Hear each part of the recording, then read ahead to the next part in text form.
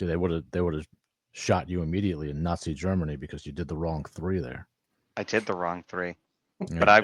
but luckily I'm not in Nazi Germany currently. Yeah. You say luckily. Luckily, yeah, I'm currently, yes, yeah. I mean, by the grace of God, I'm not there. I am here.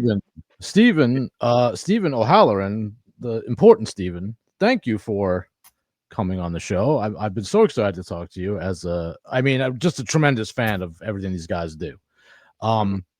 So let's start from the beginning. How did you first get into the comedy, the work of stop. Yeah, that's good. Of Stephen Merchant, Ricky Gervais, and most important of all, I would argue, Carl Pilkington. Yeah, I think it was my love for when I first ever saw The Office, because I think at that time, it's sort of genius writing, and they were the pioneers of the sort of mockumentary. Nobody had ever seen this before. A lot of people were fooled, especially in the UK, that they thought it was actually real. They thought David Brent as that character was actually a real person. So it literally, that was the time where it triggered my love into that style of comedy. Very awkward scenes that were being filmed. And also then that spawned me into thinking, who wrote this? Obviously Ricky Gervais, Stephen Merchant, and I then looked into their past, what have they been up to? So that followed me on to the XFM shows, which was a radio shows, and again they were pioneers of the podcast. These are years, you're talking like 25 years ago, that they were actually doing podcasts back then, recording their shows and recording the banter they were having between them, and you can still get these to this day. I don't know if you guys are aware of or have listened to any of the XFM. I have listened to the hundreds of hours of them, probably hundreds of times. I used to fall asleep listening to them, which has become a thing. Maybe we could talk about that, but this is actual thing on the internet now. They make playlists of the XFM shows and the old podcasts specifically with a black screen for people to fall asleep to, because it's something. I think it's once you become so used to something, like I literally hundreds of times I've listened to all these. You can fall asleep to it. It's almost like I do it. Feature. I do it with Mitchell and Webb, that Mitchell and Webb sound. I listen to it every single night. Really? Okay. Every night before I go to bed, I put it, and it's to a point where my wife has to listen to it now too. If I'm out of town, she'll have to so she can't go to sleep without British comedy now, because I couldn't go to sleep with that. Yeah. So. Well, but I need to say, if any of you have watched, it's the new show with Mitchell, where he's a detective. I haven't seen that one. Ludwig. Yeah, no spoilers because I just started it. Oh, okay.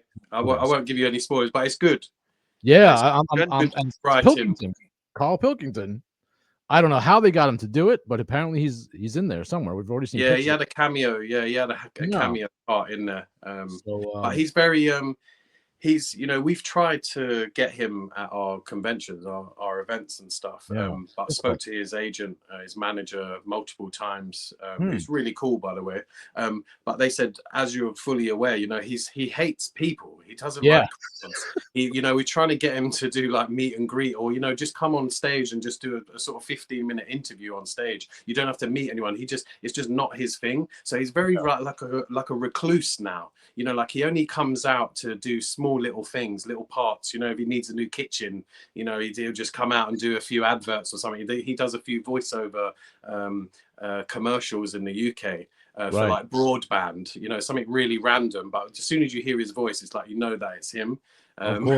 But yeah, people like you referring back to the XFM shows, someone has remastered all of them. They've cut all of the music out, so it's just purely talking for hours and hours, hundreds of hours. I need this. Where do I get this? Where do I find that? There's on Spotify or on YouTube. There's multiple platforms that offer it. So if you type in Spotify, XFM, RSK, XFM, they'll come up. There'll be multiple shows on there. The best I've heard are the ones that, well, maybe this is what you're talking about. There's still like a snippet of the music going in and out of the segments. Yeah, like the intros and the outros and stuff, and come back in into the shows. But then it reaches on, I think, from like series like 28 or something. You know, that's how many how many seasons there is of the podcast. But you're talking like 50 episodes in each series. It's hundreds of hours worth of pure British banter, basically. And it basically gets to a point where they do start doing specific show just where they are talking, which then rolls onto the animated series of the Ricky Gervais show. Yes. You know, watch the animated one. So Brilliant. obviously started making waves within the industry with regards to, you know, that just their banter alone is worth the content. You don't need to be playing music, you don't need to be on a radio show, and then that sort of progressed them on to further things, you know, in their careers. I've got a question. This is unprecedented. Go ahead. I know. I've got a question for you. And this is okay, so obviously podcasts have gotten really big, but they've all kind of turned into this same kind of format for most of them, which is that it's usually just a bunch of people talking about stuff. Which I'm not going to denigrate the format. We're currently doing that in this moment. This is a talk show. Well, yes, I'm saying we have stand-up comics.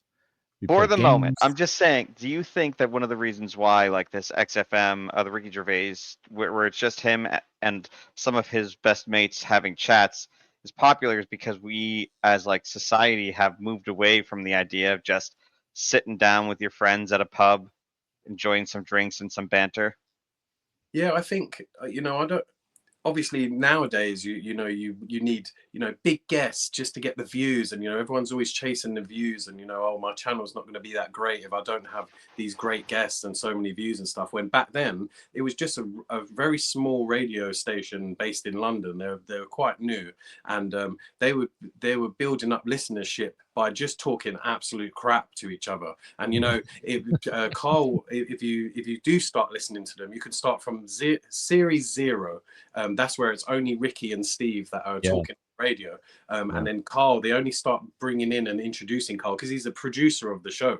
So this shows, you know, the illusion that people think that Karl is an idiot, and you know, like they just found him, you know, just some random guy from Manchester. He was actually a producer on their show, so he is an intelligent guy, but as in, you know, he sort of plays up sometimes to being, you know, a bit of an idiot, or you know, he's got quite strange views in life. However, they just them bringing him in on the conversation as a third person, you know, in the, let's call it a podcast now, you know, it transformed it. They literally they've actually got a Guinness Book of World Records for the most listened to podcast. The first ever people to ever get that was those 3 people. So it shows you that they were the pioneers of that time of just talking nonsense to each other. And like you said, even to this day, 25 years later, you could still listen to them and still laugh, and still repeatedly listen to it and laugh every time, because it is, like you said, just you and your mates talking in the pub, and then just, you know, talking absolute nonsense and bringing up subjects that nobody else would bring up, especially in this day in life.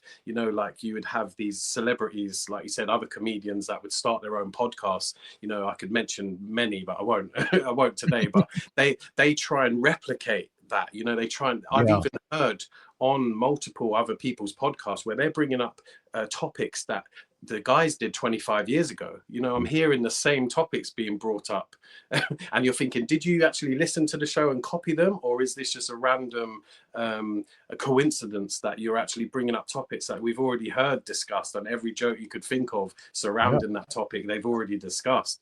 So it was so brilliant that Ricky even seeded a lot of his stand-up act with bits from and topics from the shows. Yeah. He went and revisited those for people that maybe didn't hear him in his stand-up frequently, because I've watched all his stand-up specials, and there's always at least one thing that I was like, I've heard this. I heard this on XM season 2, or I heard this on the podcast, or I heard this on the holiday special, and he's just cycling it because it's so good. And this is the what not a lot of people know is where, you know, I'm a massive RSK fan. You mention any material to do with Ricky, Steve, or Karl, I've watched it, I've listened to it, you know, multiple times. And what a lot of people aren't aware of is when those 3 were together, they produced some of the best things that was ever made on TV, and still to this day, you know, go down in history. However, once all 3 of them stopped working with each other, it sort of like went down it, like as if they lost the magic to what their was about. And a lot of Ricky's stuff after he stopped working with especially Stephen Merchant, you can tell that there's something missing within his writing, and there's something missing, especially with the Afterlife series that he created, and some of the movies that he's written or been a co-writer in, that is missing something. And that something is Stephen Merchant and preferably Karl as a sort of sideman, you know, to sort of add to the banter or add to it. But like you mentioned, in a lot of Ricky's stand-up since those days, all he does is revert back to that stuff because it's the funniest stuff that they've ever made. So he's obviously going to rehash some of that stuff that not a lot of people know of. But if you sit in one of his stand-ups, which I did a few months back, he was doing a few shows here leading up to his main stand-up show that he's doing at the moment, and he was rolling off, you know, every single thing he was mentioning, apart from this woke stuff, because they never mentioned anything about the woke stuff in the No, it wasn't a thing really yet. No, it wasn't. Yeah, but everything in between that, it is just stuff that either Karl mentioned. Karl brought this up in the shows, but he's using all of this material, and then people are thinking, "Oh, he's hilarious." It's like it's not actually Ricky's jokes. It's not his topics that he's brought up. Karl brought these stuff up, or Stephen brought this up. You know, so a lot of people aren't aware of it. They sort of blow smoke up, you know, Ricky's. I won't say it. You know, this is a clean show, isn't it? Yes. But they blow smoke up there because, you know, they think that he's a genius, but a lot of his genius work is, you know, was with Stephen and Karl, and without them, I haven't been a massive fan of the stuff that he's done after that. No, which it's is very sad, which is it's very really frustrating, isn't it? Yeah. I get personally frustrated when I hear it so much because you wanted to acknowledge where it came from. And I think he probably, you know, obviously I don't know him, but he probably feels a little bit enabled by the fact that, and emboldened by the fact that Karl is so reclusive and against the limelight now, that he's like, well, if he's not going to do this, I might as well keep this material going and use it for my own benefit. But what really strikes me, and again, at the time, the internet wasn't what it was, but now we know, we can go back and look. The majority of the time, Karl would make an assertion about something, and they would just take him to task for it being the stupidest thing they ever heard. Yeah. And it turns out maybe his way of expressing it wasn't the most concise, but he would be absolutely right. And in fact, Stephen, sidekick Stephen, Karl Pilkington invented many things that have become popular or ahead of he invented Google Glasses. Yeah. Okay. Yeah, he did. Yeah, among other things. And at the time, Ricky and Stephen thought he was the biggest fool. No one would ever make this. This wouldn't work. Turns out either someone didn't work. He was kind of like, yeah, it did. It didn't work, but you know, still for a little. He spoke about, you know, 20 years ago, he spoke about augmented reality of what we know as today, where you could put on these glasses and it would show you a different world that you're living in. You know, you're still walking down the street that you are, but you can change the outlook of that street and stuff. So he mentioned this, and it just shows you the way his mind works. He might not be able to articulate exactly how you know, he visions stuff or as such, but because he's from Manchester, you know, and his, you know, the language barrier up there is, the education system is terrible in the UK. So, you know, he was brought up in a comprehensive school which he didn't really attend, you know, he wasn't even there. But yeah, he's an intelligent guy, and a lot of people don't realize this. But it's mixed in amid things like his neighbors who kept a horse in the house, and an old lady who pushed what they would call a pram, a baby stroller, down the road every day, but it had a bucket with a face on it in it.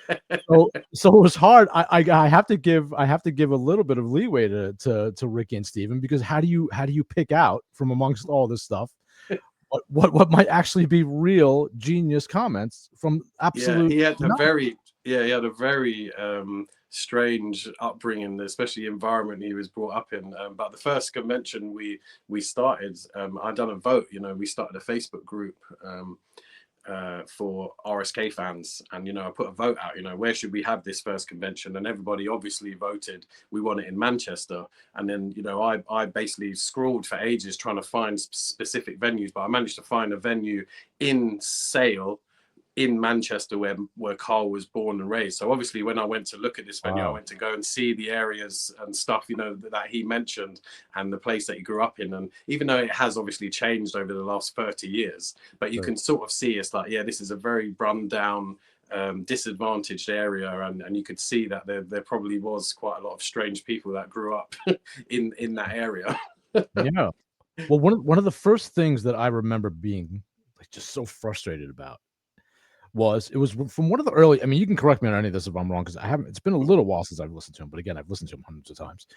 But it was one of the earlier episodes, and this was something that Ricky just did not let go for the rest of the intervening years that they continued this on. But there was this one thing that happened pretty early on where they were having a conversation about movies, and Karl said, "What are them things in Gremlins called?" And so Ricky thought you're the biggest idiot because it's called Gremlins. But if you listen to the context, he's trying to think of Mogwai. Yeah. But half the time it was like Ricky just wasn't listening.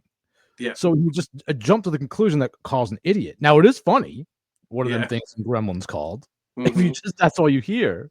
Yeah. But those are the kind of things that would go on. I can't imagine how frustrating it must have been for Karl himself, knowing he was right 90% of the time, right?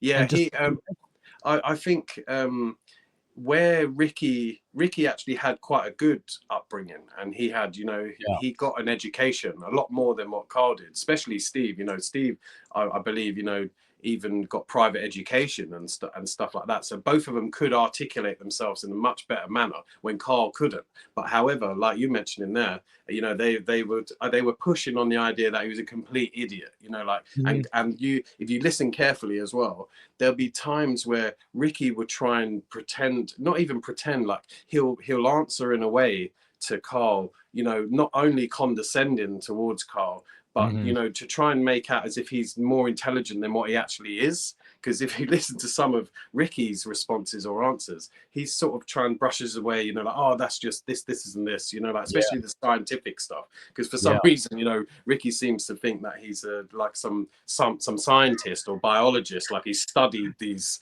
these creatures and stuff in the past. So and he sort of, he sets a precedent in the studio wherever he is, you know, that he's the smartest person in the room, when really it's not the case. I believe Karl is always the smartest. He just can't articulate this in the way that these other guys. It's the Marx Brothers. I mean, if you think like you're exactly that, and you have a classic comedy trio, right?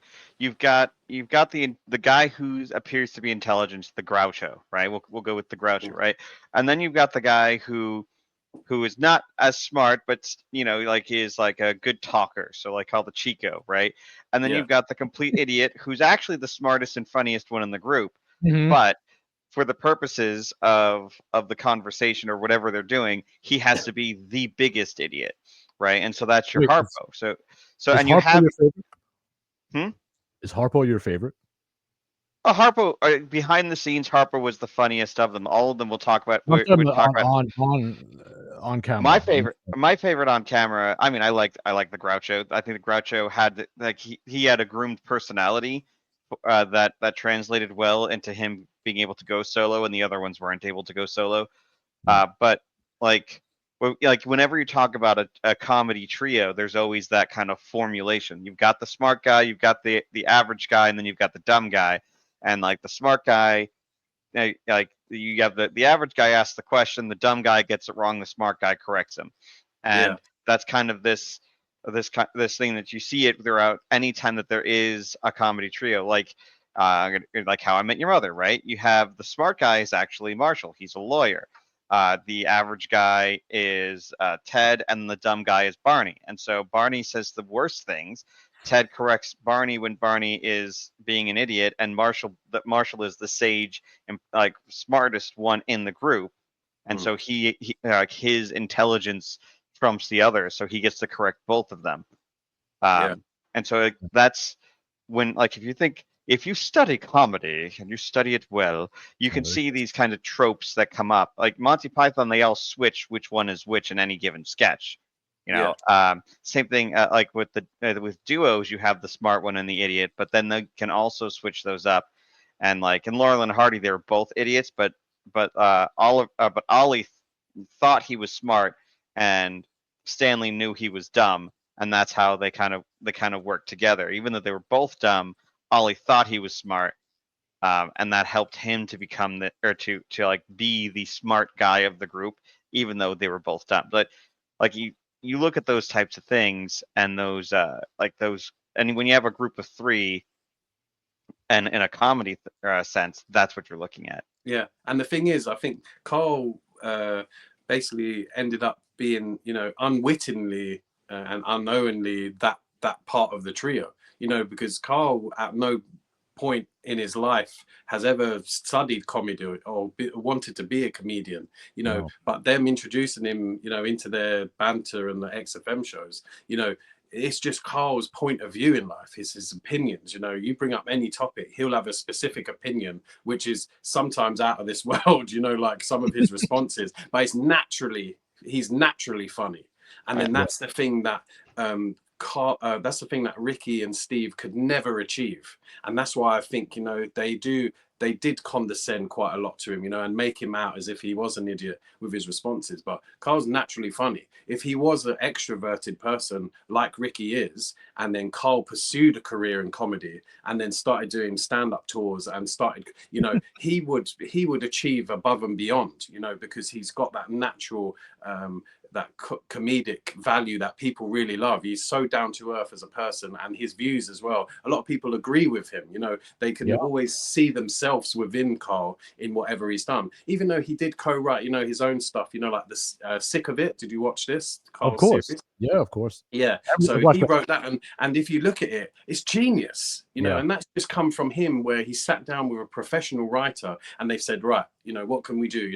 Brainstorming ideas, and every single aspect of that is either his own personal experiences in life, because his dad was a cab driver, so automatically he put himself in that character as a cab driver, and the amount of stories that came from it, everything within those series there actually happened in his life. So it was just naturally funny enough to write down on paper and create into a series. When on the opposite side of the coin, which is Ricky, he struggles to write series, and he struggles to write comedy now, because without the introduction of Steve or introduction of Karl's natural comedy, he struggles with it. So he throws in profanities all the time, especially the C word. He's dropped the C word in all of his series now, thinking, that's what the people want to hear, and that's funny. It's not funny. Like, nobody really wants to hear that. It's very old school way of trying to get a laugh out of someone, and it's only sort of like chavvy people that would find that funny.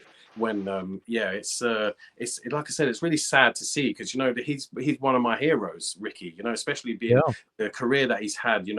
He grew up not far from where I live now, and he created a career for himself, and one of the biggest paid comedians on the planet, and to reach that success, it's no small feat. However, of whatever happened between them three, I believe that I think Ricky wanted to create David Brent, Life on the Road, this movie that he made, which was a spin-off of The Office. And I think Steve didn't want to do it. He said, series 3, the Christmas special, we're done. That's a piece of art on itself. And Ricky wanted to push it and say, oh, let's carry on the David Brent character, Life on the Road. And I think that's what caused them to break up. Let's call it like that. And they stopped working with each other. They stopped mentioning each other. So in any interviews, anything where they brought up The Office or who they previously worked with, they always just shun it off, and they never talk about each other now. So obviously it was a big enough argument for them never to want to work with each other again. And I think Karl, during Derek, the series Derek, because obviously Karl was on there as the janitor, the caretaker. And I believe come the second series, I think Karl just thought, do you know what, I've had enough of this, because Ricky's apparently a real nightmare to work with. Where he's the director or he's the writer and producer of the show, it's just near impossible to work with the guy. A lot of the actors who did work with him, said it's chaos on set. He's constantly laughing. He's constantly, even when he's not in the scene, he's watching the scene and then he's laughing whilst an actor's trying to get their lines out. So it's a constant nightmare. I think Karl, at that moment, he just thought, do you know what? I've had probably 20 years of this and I'm done, and he just decided, I've earned enough money. I've got enough nice house. Me and Suzanne, you know, got a nice kitchen. I'm just going to be a recluse from now, and then just come out of the woodwork whenever I want. You know, if I need a bit more money, then he can, you know, pick and choose what he wants to do. So I believe that's what happened. And again, it's as if Ricky was very resentful of this and very bitter that actually happened. Like Karl was like, I don't want to do another series. I don't want to be part of this anymore. And so now he's lost Karl, he's lost Steve, and now he's on his own. And then what did he produce after that? Afterlife, which was, you know, he tried to make it like a sentimental series about, you know, a guy who's lost his missus to cancer and stuff like that, which is very touching. You know, it tugs on the heartstrings. But when you try and introduce comedy into that, especially with his only solo writing of trying to write a comedy series himself, you can see that there's something missing in there. And it's unfortunately Karl and Steve, their influences throughout most of his career, the beginning of his career, which catapulted his career, was all thanks to Steve and Karl, but yet he shows them no thanks whatsoever now. And then that's what I think a lot of the true RSK fans do not like Ricky now, because of that fact, because he doesn't show any thank, you know, he doesn't give out any thanks to them for helping him reach the you know, the record breaking sales that he's made in comedy now, you know, of his stand-up tours and stuff, when he's got those to thank for it, but he never does. And that's his fault in his character. And it's really sad to see this. So it's the ego that we know he has, that he doesn't shy away from even admitting that he has, but that he can't seem to get under control. And if he cares about legacy at all, which usually comes along with ego, he really needs them more than they need him. Karl, as you said, just can't be bothered. He's not bothered. He's not interested. Steven's actually doing well for himself. I've watched a lot of interviews with him over the past year or so. He's been involved in a lot of projects. He's doing what he wants to do, which is right for these shows. He has more creative control, but people that work with him seem to have incredible experiences, say very positive things. He's always gracious when Ricky's brought up. And Karl, I haven't seen do anything in a while, so I was surprised when he popped up in this new show. But Ricky, as you said, is kind of floundering. He's riding on the little bit of a ripple that's still left from his peak, and it's going to run out of gas. And people are going to turn on him, and we're starting to see that a little bit now. And he can't. He's not as smart as he thinks he is. He doesn't have the intelligence to kind of make the shift to be, you know, a public commentator the way I don't like him, but I think his name is Steven also. Very smart British guy, famous atheist. I can't think of his name. John Oliver. John Oliver's an idiot. No, this person is. I'm just saying it's someone who's a comedian who turned into. Fry. Are you talking about Stephen Fry? Thank you. Yeah, I knew it was Stephen something. Oh, yeah. So, you know, but Fry was able to come out of comedy and decide, okay, I don't want to really do much comedy, but I'm intelligent enough, whatever you think about his opinions, that I can carry on as a cultural commentator. But Ricky doesn't have that. He may think he's that smart, but he's not that smart. So he really needs Steven and Karl much more than they need him. And I wonder if he'll ever realize it and if they could repair this. He would never admit to that. Those words would never come out of his mouth, in my opinion. He's not humble enough. You know, he'll portray himself as, I'm very humble, I'm very down to earth, you know, I'm still a man of the people, and this, that, and the other. But anything where he gets questioned about his character or something that, you know, the people aren't really a fan of, he'll shrug it off and say, I don't care. You know, and that's his response. He say, I don't care. You know, I'm rich. You know, I've got everything I want now. What does your opinion matter to me? You know, like he doesn't care, and he would never show any form of remorse, especially like I said, the thanks or humbleness towards, you know, the success of who helped him get there. But he'll basically die quite a very lonely man, and that's another sad thing to picture. You know, because obviously he didn't have children. Him and his partner, you know, he'll have his cats, and, you know, all of these foundations, you know, like these animal foundations that he, you know, these charities and stuff that he contributes towards, which I'm a massive fan of. You know, that's one part of his character which I'm a massive fan, you know, of helping the animals and stuff. But, you know, just plug in the alcohol, the vodka, and the drink that he's doing now. That's all he's really been doing recent times. He's doing a lot of like live streams where he just drinks beer and talks crap to the people. But we've tried getting contact with him again, but he doesn't. We're small fry to him. He doesn't really want to meet the fans, the true fans, because he knows what our opinion is. What our true opinion is of him. He knows that there'll be some questions in there within an interview that he doesn't actually want to answer. Not in public anyway. Right. You know what? About, go ahead, Steve. Okay. So we talked a little bit before we went live, or we went on air, whatever you want to call it. But you know what this whole thing kind of reminds me of, because we were talking Disney earlier.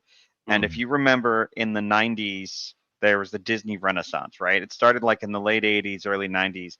And that was because you had Michael Eisner, it was Michael Eisner, it was Frank Wells, and it was Steven Katzenberg. And the three of them together were able to produce really some fantastic work. And then once that team broke apart, you had Eisner, who thought that he was the genius behind everything, and he brought the company to its knees because he was not the genius behind everything. And any of the individuals in there, like Katzenberg went off to start DreamWorks SKG, which is Spielberg, Katzenberg, and I think Gold. I don't remember what the G's, but to make DreamWorks SKG, which was the first major rival to Disney for a long time.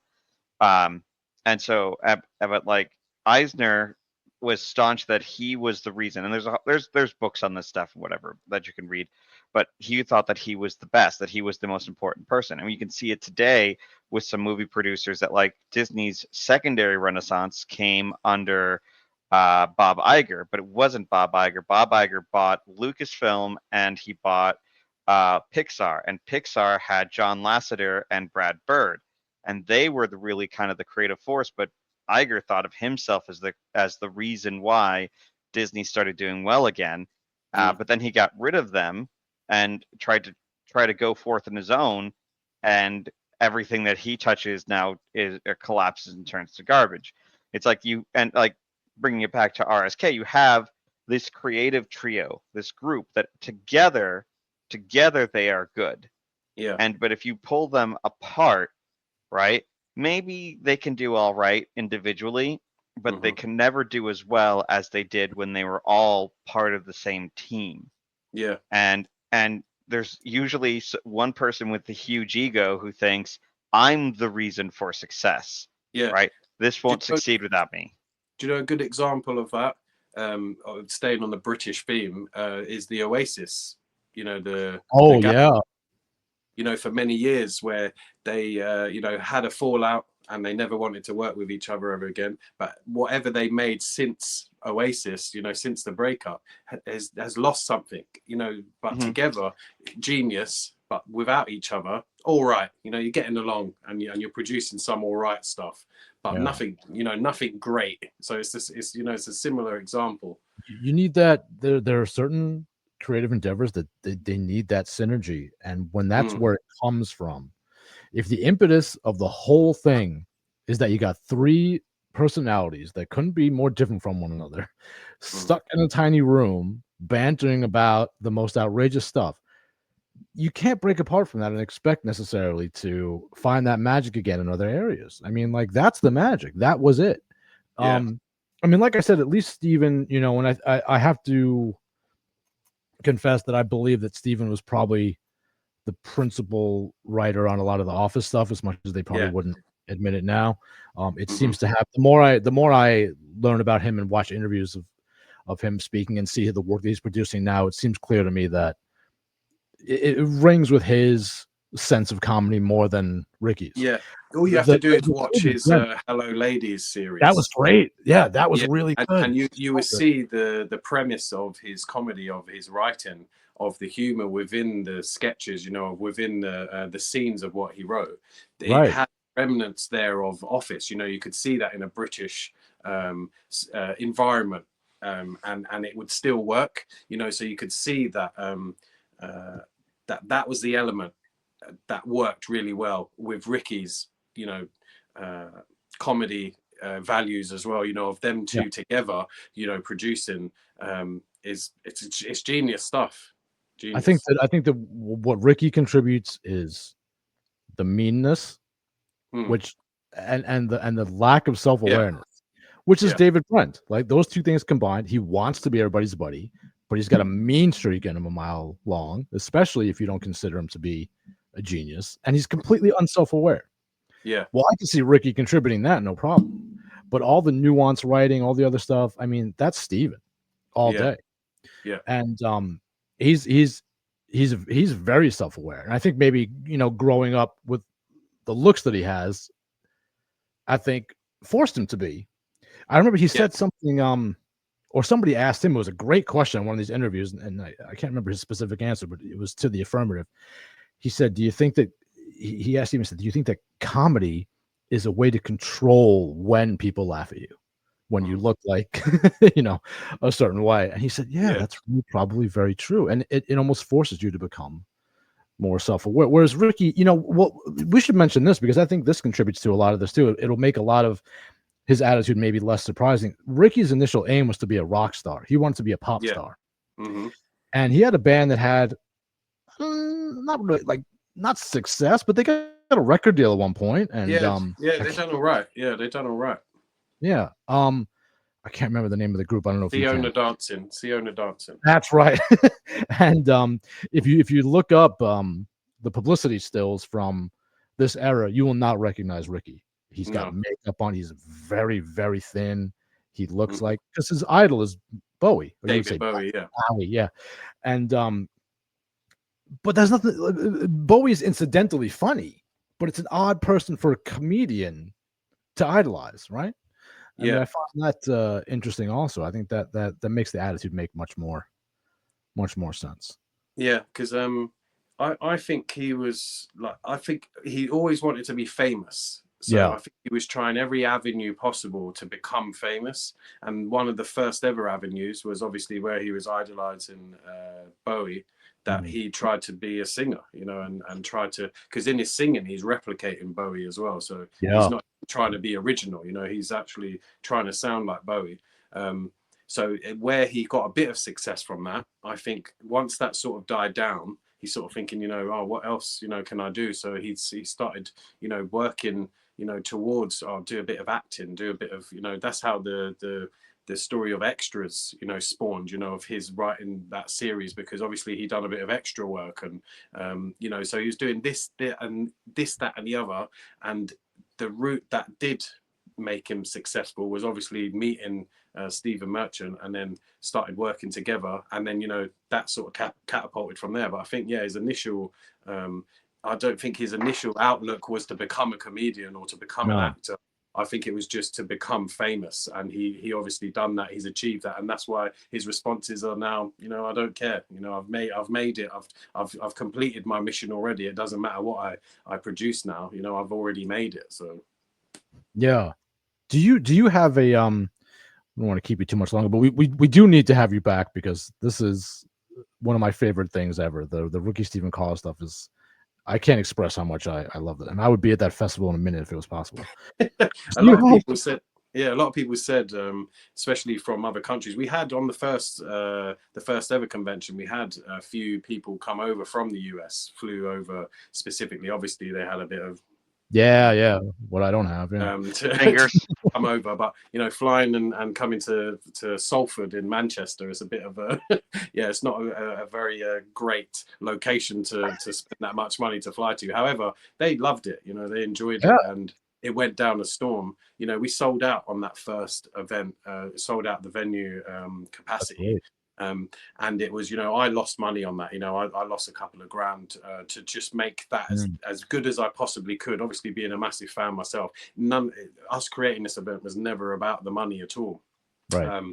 But since then, obviously, we've had wars, recessions, gas, these energy prices, the cost of living crisis, and all sorts of stuff that have hindered ticket sales since then. And it's been such a sad thing to see that we thought that was the launch of something great, that we was only going to get bigger and bigger. However, the numbers were dwindling, and it's sort of like we haven't got £100,000 to play with in marketing and to try and advertise it, because remember, it's a very niche community, the RSK fans, true RSK fans, very niche community.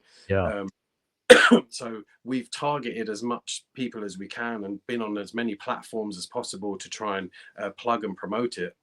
But unfortunately, the numbers have dwindled, and we're having to sort of downsize venues now, and we're having to make it fun size convention instead, because obviously we can only work with the turnover that we're getting, which is the ticket sales. But however, I've always said, even if there's only 20 of us meeting in a pub, just to discuss RSK stuff, and just discuss the passion you have for RSK with other fellow RSK fans, just for banter, for the banter for the evening, and everything related that evening is to do with RSK. That's all we want to do, really. And the more people that turn up, the better. And obviously the more exposure we get, and there's still a whole heap of proper fans out there that weren't even aware that this event actually exists. So yeah, it's just a sad thing to see that the numbers aren't as big as we was hoping. However, we just if you get given lemons, you make lemonade. So that's what we've been doing with this convention thing. Even though we are downsizing it some years, and since the big launch, but I reckon it could eventually get bigger again, and reach those numbers that we did initially launch. I think so. I hope so. Yeah, because obviously at these smaller events, that we're doing, we can't afford to pay for celebrity guest, an RSK celebrity guest, and we can't afford to have it in a really nice venue and stuff. However, I think the essence of it isn't about how big the venue is or what great celebrity guests you can get. The premise of it is, of just a whole heap of saucer drinker RSK fans all in one place, all discussing RSK things. That what more could you want as an RSK fan? Yeah, well, many a night during my courtship with my wife was spent listening to and watching RSK stuff, and that's how we found out we had a very sense of humors that were very much in line. So if I hadn't loved it already, it became even more special to me over the course of that period of time. So I love it. I love what you're doing. I do hope you'll come back, because I could talk about this. I feel like we didn't even scratch the surface, really. Yeah, but before we do start to wrap up, because people's attention spans, you have to tell me, do you have a favorite bit from the XFM shows or the podcast? Is it Monkey News? Is it Songs of Phrase? Could you even pick one? Yeah, it's really hard to pick one individual, but I think if somebody's watching this and they've never watched it or listened to any, I think trying to throw them into the end of just straight into doing the XFM shows, I think they'll listen to one and think, oh, this isn't for me. So and always a good introduction is the Ricky Gervais show, the animated series, the first ever episode. Anyone would watch that, and if you ain't gripped from that first episode to then want to watch a second one, then I don't know what will. So there's obviously, with the Ricky Gervais show, the animated series, they had to re-record conversations. So those aren't the original ones, but you can hear the original ones on the XFM shows of them talking about exactly the same things. However, they've had to re-record it, obviously for professional reasons, and the animated show. But there's stories that they're talking about in that one episode, about the monkey that went to space and pushed the left button and stuff. That's genius. Like, that's you can't, you couldn't even write that if you wanted to as a comedy, right? So that's my favorite, is the first episode. I love that. That has a special place for me too. The banana dispenser, and I love that. It's so good. And then the monkey commits suicide. Oh, we shouldn't give spoilers away, but it's classic. That whole segment is just perfect. That's perfect comedy that, as you said, you couldn't set out to create on purpose. It had to happen the way it did. Yeah. And that's the sad thing about it not being the case anymore, that they're doing these things together. But maybe we don't know what the future will hold. Hey, the Gallagher boys got back together, so there's always hope. If that can happen, almost anything can happen. So Stephen, thank you so much. I hope very soon you'll come back. We'll not you. We'll put the links to the festival and everything relevant, your social media, in the description of the show. If this show somehow ever achieves a huge audience, we will use our might to promote the festival, because I'm such a big fan and I've really enjoyed talking to you. And please come back soon. Yeah, I will do. Yeah, it was really great talking to you guys, and yeah, look forward to coming on again. And yeah, I could talk about this all day as well. So it's my passion, your passion. you know, and other people. So yeah, no, it's great talking to you guys and meeting you guys. Yeah, same here. Great. Thank you, Stephen. All right, Thank and you. other Stephen, stop the recording. Tell me when